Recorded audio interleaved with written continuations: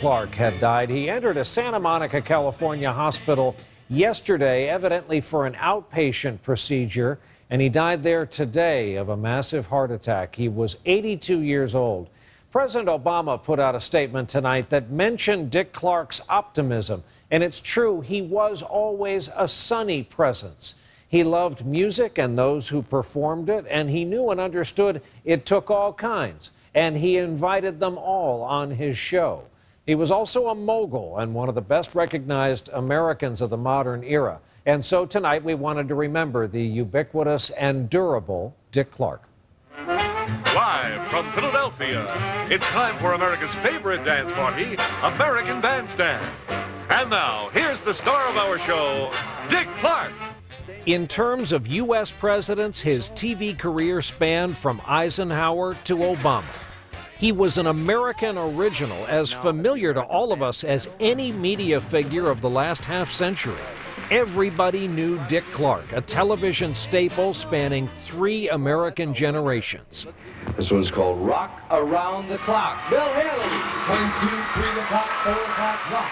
5, 6, 7 o'clock, 8 o'clock, rock. He grew up in the New York suburbs, the son of a radio executive. After losing his brother in World War II, he listened to radio obsessively to cure his sadness and loneliness. A mailroom job at a radio station led to a job as a DJ. Years later, he turned to TV, where he practically invented Saturday afternoons. Would you be kind enough to introduce me to your brothers, starting with the gentleman on the end with American Bandstand was a weekly window into our culture. It's where we got to see and hear the music that defined an era. This is the #1 song. It was a simple idea. Dick Clark played records, the kids in the studio would dance, and we would all watch and listen from home. Kids had no, nothing of their own. They didn't have their own clothes, they didn't have their own music. All of a sudden, they control the world. It was our first chance to hear the future giants of the recording industry and our first glance at what would become the next dance craze. Ladies and gentlemen, here's Chubby Checker. He was remembered today by rock and roll legend Chubby Checker. I think when he put me on TV, that did it. We know that if we got on television, that's all they had to do. Just give me a chance to go on TV with the twist, and the rest would be history. It didn't only happen for me, it happened for him. Why must I be a teenager? It was also our first glimpse of what the artist looked like and how they moved. For years, the show originated from Philadelphia, then it moved to Hollywood. Once there, Dick Clark became a force in the entertainment business. He seemed to host just about everything, from game shows to the first show dedicated to bloopers, showing people being themselves long before YouTube made it an industry. And all along, Dick Clark remained predictably, reliably himself. Because he never seemed to age and always looked pretty much the same, he was jokingly referred to as America's oldest teenager. All that work made Dick Clark a very wealthy man. He long ago cracked the Forbes list of the 400 richest Americans. He won every award imaginable and had a hand in a lot of careers. I wanted to go down in history that Dick Clark was the man who played the music, and we danced to the music that he played.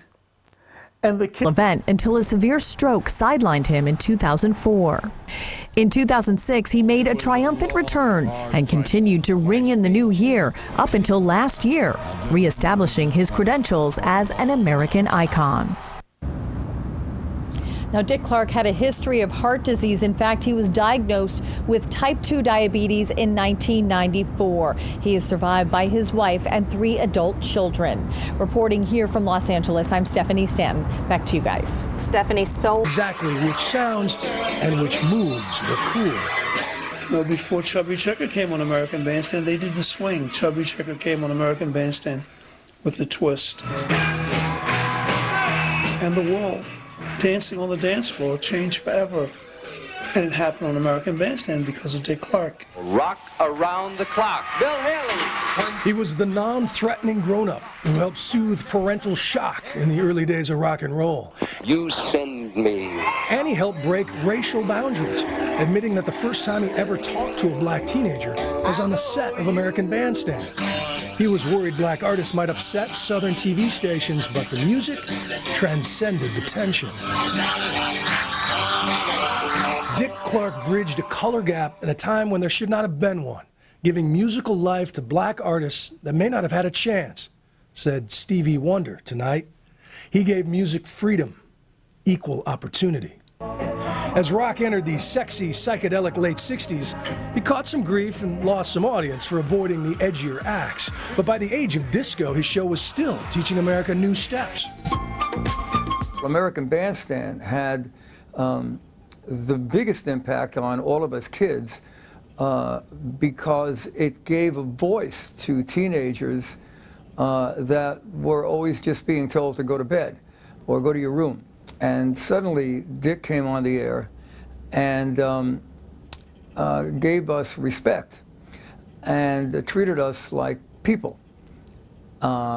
And we had a voice. Bandstand went off the air in '89, but by then, Clark was a bona fide media titan, producing game shows, award shows, blooper shows, and of course, whether or not you had a date, he was always there for you on December 31st. Hi, Dick Clark coming to you live from Times Square, New York City. But his incredible 3-decade streak was ended by a severe stroke in 2004. My speech is not perfect, but I'm getting there. It would take a lot more than slurred speech to keep this man away from his audience, however. He was back with the ball the next year, back on the Emmys a year later, by now a broadcasting and rock and roll Hall of Famer. Everybody should be so lucky to have their dreams come true. I've been truly blessed, and I thank you very, very much. Tonight, the love is coming from all quarters. To me, he was a maverick and an icon. And his passing, you know, he's one of these people in life that you just never think will ever die. And he will go on forever. He is the man of Times Square. They're thinking about him in Times Square and the Twitterverse. Try to find another 82-year-old who never sang, never played an instrument, but still gets respect from the likes of Fergie, the Jonas Brothers, and Snoop Dogg.